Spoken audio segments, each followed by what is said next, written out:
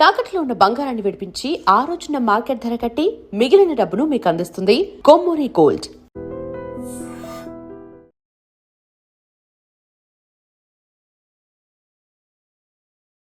నమస్కారం, welcome to I dream. ధర్మ మార్గం విత్ విజిత కార్యక్రమానికి స్వాగతం.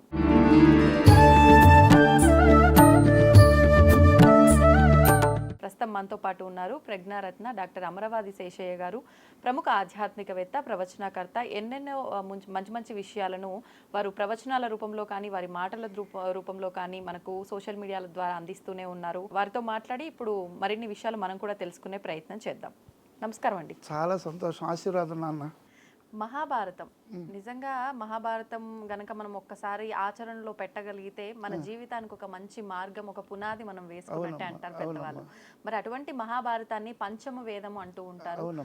మరి ఈ మహాభారతానికి సంబంధించిన కొన్ని విషయాలని ఎందుకు అడుగుతున్న ఈ క్వశ్చన్ ముఖ్యంగా మిమ్మల్ని అంటే, మీరు కృష్ణుడికి సంబంధించి రామాయణ మహాభారతాలకు సంబంధించి ఎంతో రీసెర్చ్ చేశారు, దానిపైన మీరు డిగ్రీ కూడా సాధించడం జరిగింది, పుస్తకం కూడా రాయడం జరిగింది. కాబట్టి ఈ ప్రశ్న మిమ్మల్ని అడిగితే కరెక్ట్ ఇన్ఫర్మేషన్ వస్తుంది అన్న ఉద్దేశంతో మరి భారతానికి సంబంధించి మహాభారతానికి సంబంధించి కొన్ని విషయాలు మా అందరికి తప్పకుండా.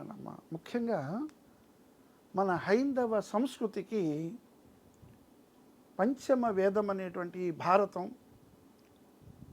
చాలా గొప్పనైనటువంటి. ఎందుకంటే ద్వాపర యుగనాథుడైనటువంటి శ్రీకృష్ణ పరమాత్మ మనకు 10 అవతారాల్లో సంపూర్ణ అవతార పురుషుడు అంటే శ్రీకృష్ణుడు ఒక్కడే.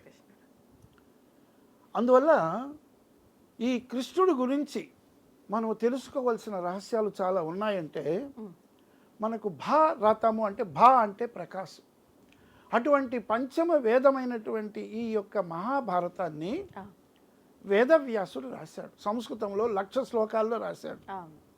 అసలు ఈ వేదవ్యాసుడి యొక్క పుట్టుకేంటి మనం ఫస్ట్ తెలుసుకుంటే, మనకు నవబ్రహ్మలని 9 మంది ఉన్నారు బంగారం. ఆ 9 మందిలో మొట్టమొదటి 9 మందిలో ఒక నవబ్రహ్మల్లో ఒకడు వశిష్ఠుడు.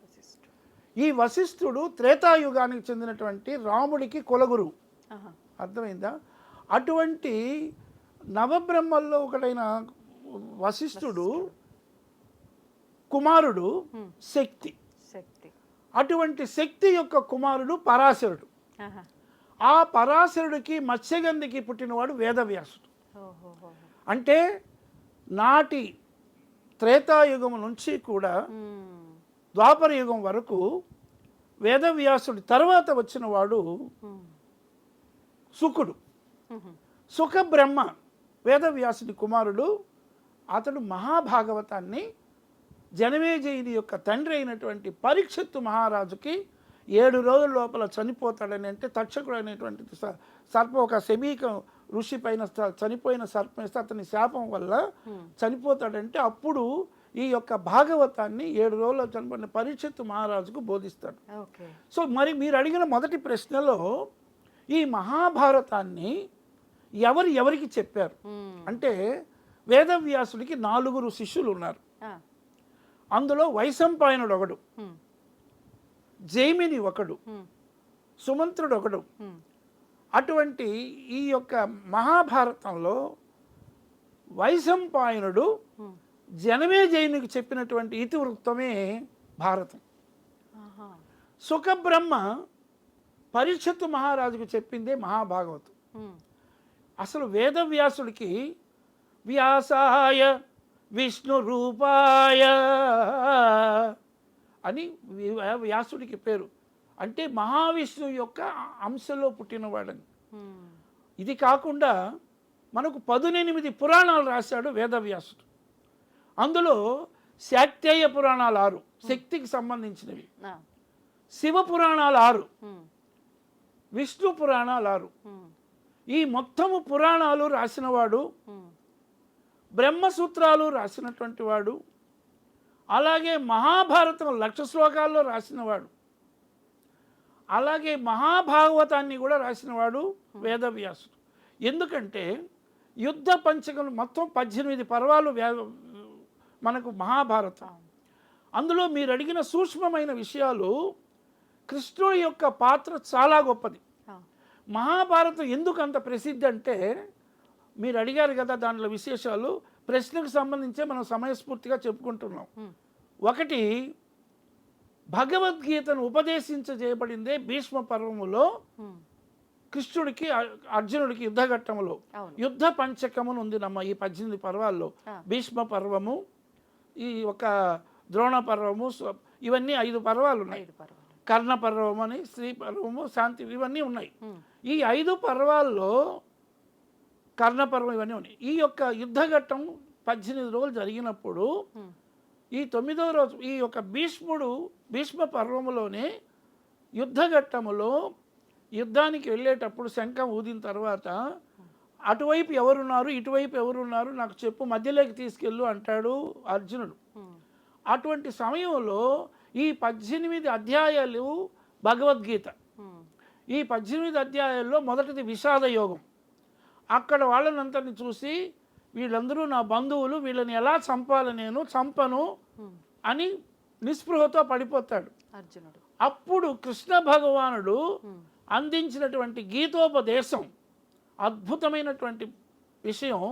దీన్ని నేను ఆస్ట్రేలియాకి వెళ్ళినప్పుడు మా అబ్బాయి దగ్గరికి లాస్ట్ ఇయర్లో 18 అధ్యాయాలకు కూడా భగవద్గీత భావనాంశములు నేటి యువతకు సందేశాత్మకులని నాడు కృష్ణుడు అర్జునుడికి ఏం చెప్పాడు, విషాద యోగము, కర్మయోగము, భక్తి యోగము, జ్ఞాని యోగము, రాజవిద్య రాజగుహ్య యోగము, అలాగే 11వ ఇదైనటువంటి ఎపిసోడ్ అయినటువంటి విష్ణు వారి యొక్క అసలైనటువంటి విశ్వరూప సందర్శనం, దీని గురించి చెప్పాడు. సో ఈ విధంగా భగవద్గీత చెప్పబడింది మహాభారతం. రెండవది, భీష్ముడు అంపశయ్య ఉన్నప్పుడు మహావిష్ణువు యొక్క విష్ణు సహస్రనామం చెప్పబడింది కూడా మహాభారతంలో భీష్మ పర్వం. అంటే ఈ విధమైనటువంటి గొప్పనైన మహాభారతం మనకు వేదాలు ఋగ్వేద, యజుర్వేద, సామవేద, అధర్వణ వేదం అంటే ఇది ఒక పంచమ వేదంగా చెప్పబడింది. అందుకు భారతం ప్రసిద్ధి. మొదట మీరు అడిగిన ప్రశ్నకు సమాధానం. రెండవది, భారత ఇతివృత్తంలోనే కృష్ణ భగవానుడి యొక్క పాత్ర చాలా ఉంది. ఎందుకంటే ఒక రాజనీతికి, ధర్మానికి ప్రసిద్ధిగా కృష్ణ భగవానుడు చూపించినటువంటిదే మహాభారతం. భక్తికి నిదర్శనంగా చూపించిందో, ఎక్కడ భక్తి ఉంటే అక్కడ భగవంతుడు ఉంటాడు, భక్తి ఉన్న చోట భగవంతుడు అనేది భాగవతం. కాబట్టి మనం భారతం గురించి ఇప్పుడు చెప్పుకుంటున్నాం. కాబట్టి అటువంటి భారతంలో వర్షాలు రాకపోతే ఇప్పటికీ పల్లెటూళ్ళలో విరాట పర్వం చదువుతారు, అంత ప్రసిద్ధి. అవునా? ఇప్పటికీ విరాట పర్వం చదువుతారు. అలాగే భారత ఇతివృత్తంలోనే ద్రౌపదీదేవికి దూర్వాస మహర్షి వచ్చి పరీక్షించినప్పుడు ఆ వాళ్ళ యొక్క దీంట్లో అక్షయ పాత్ర ఇస్తాడు సూర్యుడు ధర్మరాజు. ఆ అక్షయ పాత్రలో అంతా తిని మిగలగా ఒక మెతుకుంటేనే తిరిగి ఎంతమంది వచ్చేపెట్టు దూర్వాసుడు పరీక్షించినప్పుడు, అంటే భారతములో పాండవ పక్షపాతిగా కృష్ణ భగవానుడు చేసిన ధర్మ సంబంధమైనటువంటి ఉపకారాలు అన్నీ కూడా భారతం వల్ల తెలుస్తాయి. అంటే ధర్మో రక్షతి రక్షిత, మనం ధర్మాన్ని రక్షిస్తే ధర్మం మనం రక్షిస్తుంది అనే చెప్పేటువంటి కాన్సెప్టు భారతంలో ఉన్నది. అంటే ప్రతి విషయంలో, ఈవెన్ రాయబార ఘట్టంలో, అలాగే కృష్ణుడు మహాభారతంలో తెలుసుకోవాల్సిన మరొక విషయం, రాయబార ఘట్టంలో ఉద్యోగ పర్వంలో తాను విశ్వరూప సందర్శనం చేస్తాడు. అలాగే వాళ్ళు రాయబారానికి వెళ్ళినప్పుడు దుర్యోధనాలు తను ఇబ్బంది పెట్టినప్పుడు అక్కడ విశ్వరూపం చూపిస్తాడు. అలాగే 11వ అధ్యాయంలో అర్జునుడికి తన యొక్క విశ్వరూప సందర్శనం చూపిస్తాడు. కృష్ణుడు 4 సార్లు విశ్వరూప సందర్శనం చూపిస్తాడు. చిన్న వయసులో మన తల్లి అయినటువంటి యశోదకు చూపిస్తాడు. అలాగే ఉద్యోగ పర్వం, అంటే మనకు 18 పర్వాల్లో భారతంలో ఆది పర్వము, సభా పర్వము, అరణ్య పర్వం, ఈ 3 పర్వాల్లో కవిత్రయములో ఉన్నటువంటి నన్నయ్య ఆది పర్వము, సభా పర్వంలో అరణ్య పర్వము తృతీయాశ్వాసం 142వ పద్యం వరకు వదిలేస్తాడు.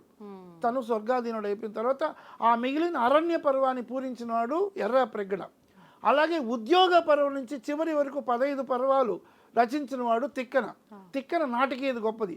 ఆ ఉద్యోగ పర్వంలో ధర్మరాజు వీళ్ళంతా పోతుంటే మనకు సమయాభావం దానివల్ల చెప్పలేకపోతున్నా, అక్కడ ఒక్కొక్కరు ఒక విధంగా చెప్పి పంపితే విరోధం వల్ల ఎంత నష్టమో అని చెప్పి ధర్మరాజు రాయబారానికి పోయేటప్పుడు చెప్తాడు, పగయగలిగినేని పామున్న ఇంటిలో ఉన్న ఎట్లగాక ఊరడిల్లి చిత్తమొకమాటు ఉండదు, వలవదు అధికమైన దీర్ఘ వైర వృత్తి. ఓ కృష్ణ, పగగనగలిగితే పావును ఇంట్లో పెట్టుకొని సంసారం చేసినట్టు ఉంటుంది, కాబట్టి దానివల్ల లాభం లేదు, మాకు పగ లేకుండా సంధికి ప్రయత్నం చేయని ధర్మరాజు చెప్తాడు. ఒక్కొక్కరు ఒక విధంగా చెప్తారు. అలాగే ఈవిడ ద్రౌపది చెప్తుంది, భరత వంశముజొచ్చితి పాండు భూవరునకు కోడలు చాలా చెప్పుకుంటుంది. అలా అన్నీ చెప్పినాక ఇంకోటి ధర్మరాజు మరొక విషయం చెప్తాడు, పగయగలిగినేని పామున్న ఇంటిలో ఉన్నట్టుగా పగ చేత పగ అణిగిపోదు, ఏమి గతి తలంచినను పగకు మేలిమి లేదు ధ్రువంబు కేశవ అంటాడు. కాబట్టి అటువంటి గొప్పనైన నైతిక విషయాలన్నీ కూడా భారతం అంటే మీరు చెప్పినట్టు ఇది ఒక చాలా ఉద్గ్రంథం.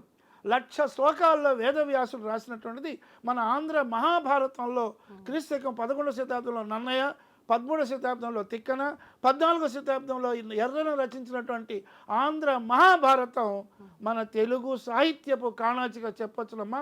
ఈ విధంగా పంచమ వేదమైన మహాభారతం చాలా గొప్పది. కాబట్టి ప్రతి ఒక్క తెలుగు సాహిత్యంలో తెలుసుకోవాల్సిన తెలుగే వెలుగుగా మన భాషకి, మనకు దేశ భాషలందు తెలుగు లెస్స. కాబట్టి అటువంటి మహాభారతం చదవాలి. రాబోయే యువతరం కూడా ఆస్వాదిస్తే తేనె దాగినటువంటి తుమ్మిదలాగా ఉంటుంది. కాబట్టి స్వస్తి అమ్మ. ధన్యవాదాలు.